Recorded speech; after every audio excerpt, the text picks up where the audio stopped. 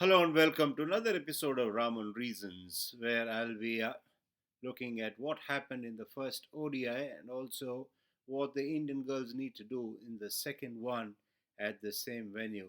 Mind you, they are playing the first two matches at the new PCS Stadium in New Chandigarh, and then they move on to Delhi for the third one. But the second one assumes a lot of significance because the Australian girls have gone one up in the series with an outstanding performance in the opening tie of the three match ODI series. Now, what exactly happened in the first ODI on the Sunday? What happened was very simple. India won the toss, they decided to bat, and they got off to a good start like they've been doing in the recent past through Smriti Mandana and Pratika Rawal. And they put up a century partnership without any fuss at all. Both are extremely good players. The right left combination is really well settled. And two persons coming from different backgrounds and with different interests and different personalities have forged a fantastic partnership for Team India.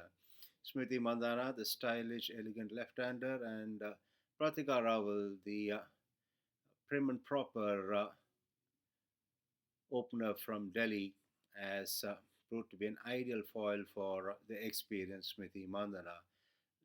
They put up a good partnership once again. It was worth 114 runs, but unfortunately, what happened was that once they got past the 100 mark, for some reason they decided to try and slow down things.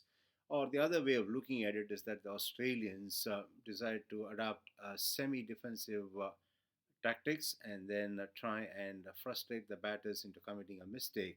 And of course, that ploy really worked when they got a breakthrough in the form of a run out with Smriti Mandana just dashing down the track after playing it straight to Phoebe Litchfield in the covers. Now that opened the floodgates, even though Arlene Deol really did a good job of getting a half century by pacing her innings really well. She's made it a bit of an art in terms of pacing the innings. She is known to start off slowly, but what's happened of late is that she's learned the art of pacing her innings well, in the sense that even if she takes some time at the start of the innings, she makes up well towards the later part of the innings and when she grows in confidence. That's exactly what she did in the first ODI as well. Now, the thing was that the top three getting half centuries enabled India to put up a challenging target of 282 to the Australians. It was a kind of a wavy innings. There was a lot of spikes in the innings, there was a lot of ups, there was a lot of downs, and it was rather interesting because on a flat pitch, when the openers had set up a good platform, it was rather strange to see the Indian batters not really keeping up the tempo. Whereas during the chase, the Australians did exactly that. What they did was that to try and ensure that they never got bogged down and they kept almost the same tempo. They were getting 50s at an average of about 47, 48 deliveries, and that's the kind of tempo they kept right through the innings. All right, we all know that Australia has a formidable batting lineup and they really play according to the situations really well. But what also facilitated them to chase the target down as simply as they did was the fact that the Indians somehow were running out of options, primarily due to the fact that they went spin heavy, in that they played four spinners and just the lone seamer and Kanti Goud. The thing is that when a side resorts to playing four spinners on a good batting track against a side which has batters who can employ different gears during the middle game, it's always going to be a tough proposition if they don't get wickets at regular intervals. And that's exactly the problem that Harmanpreet Kaur encountered in the first ODI at Mullanpur. The Australians were aware of the fact that the Indian skipper had to use up the experienced options of Sneh Rana and Deepti Sharma at the start of the innings because they are only playing with one seamer, which left them the option of going after the relatively inexperienced left arm spinners of the Indian side, Radha Yadav and Charni. And the chase was clinically planned and brilliantly executed. and Phoebe Litchfield always had a strong liking for the Indian attack. She's had great times whenever she's played India in the ODIs. Even on her last tour, which happened to be her first tour to India, she was in great nick. And then she followed up that form when the Indian girls visited Australia late last year, and she started off really well. And the reason why she succeeds against the Indian attack is that they rely generally on spinners, and she has the ability of upsetting the spinner's rhythm by playing all kinds of shots, the sweep, the reverse sweep, the switch hit, and she uses her wrist to great effect because not only is she an innovative kind of player, not only she is a modern day batter in that she likes to improvise, she's also got that advantage of having played hockey early in her life, and that's helping her to try and innovate extraordinarily well against the spinners. She was in top nick, and Beth Mooney is one who makes runs for fun, and she ensured that she kept company till the end to Phoebe Litchfield, and both of them saw Australia cross the line without any problems whatsoever. So, what are the lessons for the Indian team from the first ODI? They got to try and really assess the conditions slightly better because the surmise that the ball might deviate a lot for the spinners did not really match up with the reality for the simple reason that there was absolutely no help for the spinners from the surface. And that's how it's going to be even in the second ODI because it's more or less the same kind of pitches you get on a square.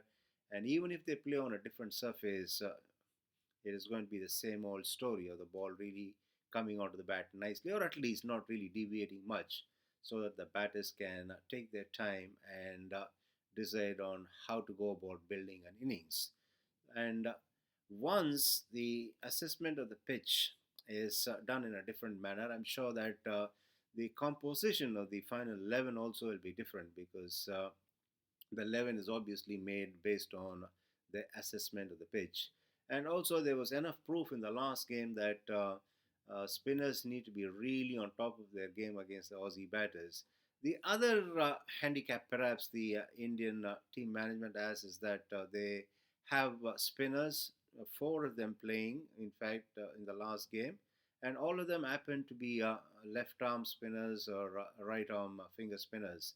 So what I'm trying to get at is that they don't have a wrist spinner to try and provide that variation in the spin attack, which also becomes more or less rather predictable for the Aussie batters.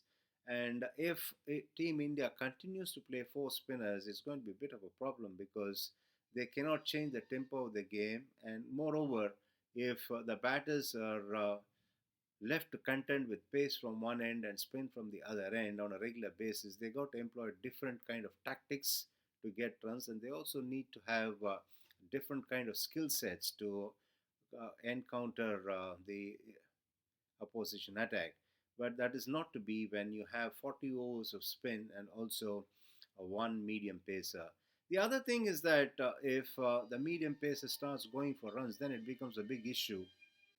So, as far as the Indian team is concerned, the equation is very simple. They got to try and revise on their game plan, and they also have to really focus hard on the field because there are a lot of lapses in the first ODI, and you cannot expect to overcome a strong side like Australia if the opportunities created by the bowlers are not completed by the fielders. The fielders need to really support the bowlers, especially when the track is really a good pitch for batting, and that's how pitches will be for the ODIs, and therefore the Indians have to field a lot better than they did in the first game. So the challenge is on, and quite obviously the pressure is on as far as Team India is concerned.